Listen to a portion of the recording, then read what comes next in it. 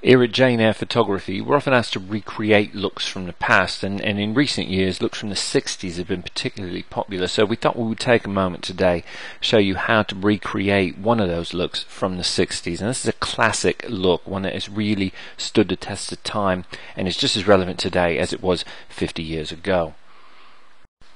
Now, as Jane puts the eyeliner on, this is an eyeliner pencil, it's a Rimmel product, Exaggerate Waterproof Eye Definer.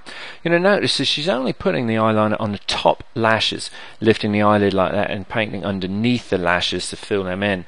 But what happens is when she closes her eyes, like you saw just there, some of that eyeliner will transfer to the bottom lashes, which gives a very light look on the lashes, something you could not achieve trying to apply it directly. Jane is applying an eyeshadow here over the entire eyelid. This is an Urban Decay product from their Naked palette line, and the colour she's using is Naked as well. The goal here is to establish an even tone over the entire eyelid, to give the illusion that the skin is perfect, the kind of skin that everyone wants but no one really has. And because this is such a clean and a simple look, the only thing that really has any punch here is going to be the eyeliner around the eye. So we want to make sure that everything else is perfectly clean, perfectly smooth, so it doesn't detract from what we want to see.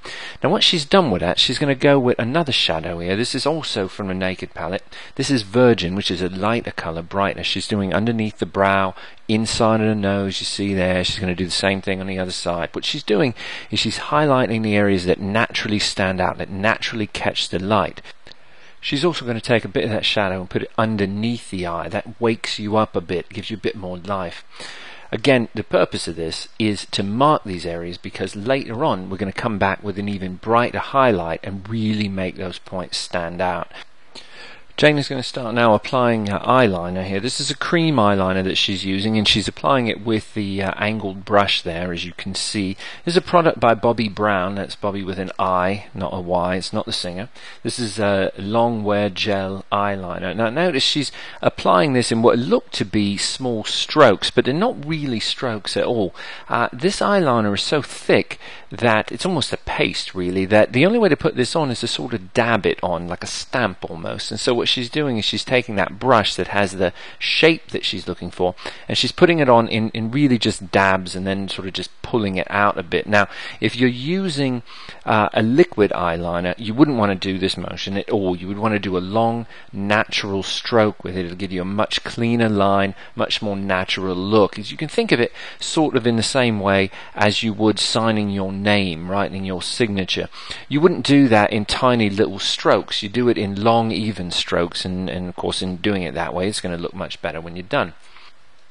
One of the greatest advantages of using a brush like this over another type of applicator is that the nature of the brush, the way it's designed, allows you to very easily simulate eyelashes continuing on past the eye. You see the stroke that Jane is doing there? When you do that lightly, that brush itself feathers out the eyeliner and it really does look like eyelashes. Now you see what she's doing here? She's using the brush, the handle of the brush, to line up against the lower lid, the lower eyelid, and she's going to follow that line of the lower eyelid to see where the lashes would go, because naturally your upper lashes will follow that same line. So once she establishes a line, then she can go in and continue that lash line up and away from the eye using the brush in that way, and it really does feather those lashes out so they look very natural. Now once you're happy with the eyeliner, you can move on to either curling the eyelashes as she's doing here, or you could at this point of course put on false eyelashes if you like. Either way, next step of course is going to be to apply mascara. The mascara that Jane is using here is a Maybelline product. This is Volume Express Very Black. It's waterproof makeup, and notice as she applies that on the top lashes, she is pulling and rolling the applicator up and away from the eyelashes. This of course separates them and coats the entire lash without leaving any mascara in between, so it never really looks like you just put on mascara. Notice that Jane is taking a lot of time working on those upper eyelashes, especially on the outside edges of the eye, pulling them up and out away from the eye. She took some time earlier with the eyeliner, taking that angle brush to pull that line out a bit so it really does accentuate the lash. Now she's working on the lashes themselves to make sure that they stand out as well. A lot of this look is about the drama created by those upper eyelashes. They really are the star of this look. Now, that having been just said, if the upper lashes are the star of this look, the lower lashes are the supporting cast. They have a very specific role to play. Ordinarily, what we would see is the lower lash being treated exactly the same as the upper lash, but on this look, we're doing something completely different. Rather than pulling the mascara out away from the eye, we're going straight down with this look, pulling those lashes straight down and in effect at times pushing the lashes back in toward the middle. So instead of going out to the sides, they really just come straight down. It's a sort of a Cupid doll look, and it plays off that drama above the eyelash by not competing with it really.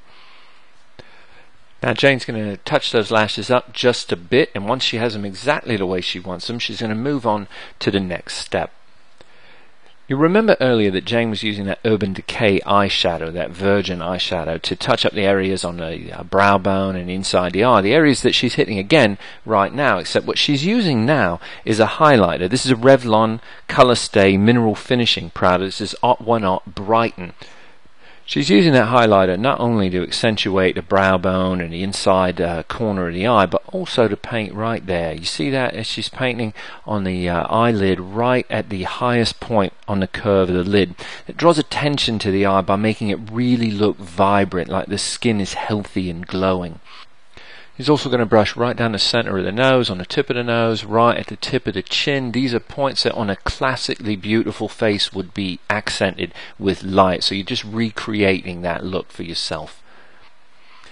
The lipstick that Jane is using here is a Maybelline product. This is 645 Red Revival. Now we made a note at the beginning of this segment to point out that Jane had already put on a foundation and that she had applied some of that foundation on the lips as well. And this is particularly useful if you want to tone this look down a bit. If you don't want to go with such a bright red, if you want to use a color that's not quite so bright, having that foundation in place is going to help you immensely with coverage.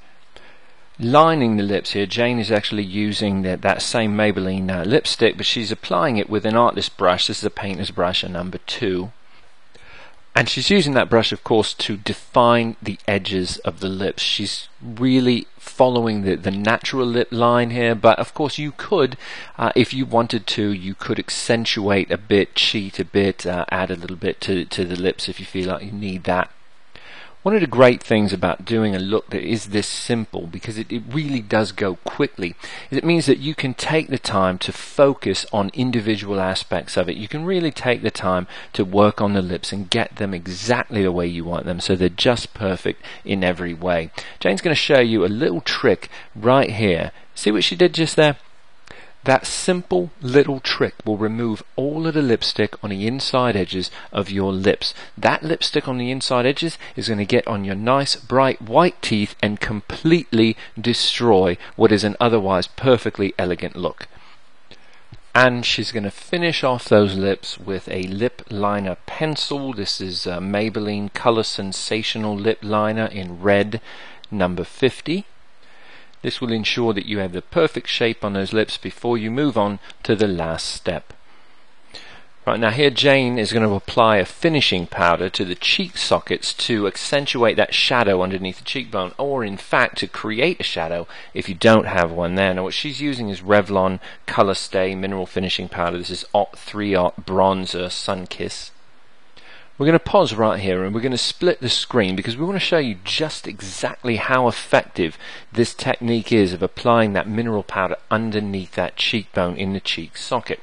Now the picture on the left was taken from earlier in this demonstration, and it was before Jane had put the powder on. In fact, before she put any of the makeup on.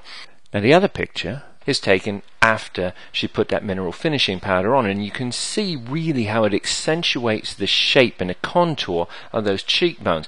Now what's important to note about this is even if you don't have strong or pronounced cheekbones, you can create the illusion of those cheekbones by using this really simple technique. In effect, what you're doing is you're creating dimension where there is no dimension by a trick of light and dark. French artists have a word for this. It's called trompe-l'œil, and it literally means to fool the eye. And there you have it. Simple, clean, classic, 60s inspired beauty. Thanks for stopping by, and as always, from all of us here at Jane Eyre Photography, we'll see you next time.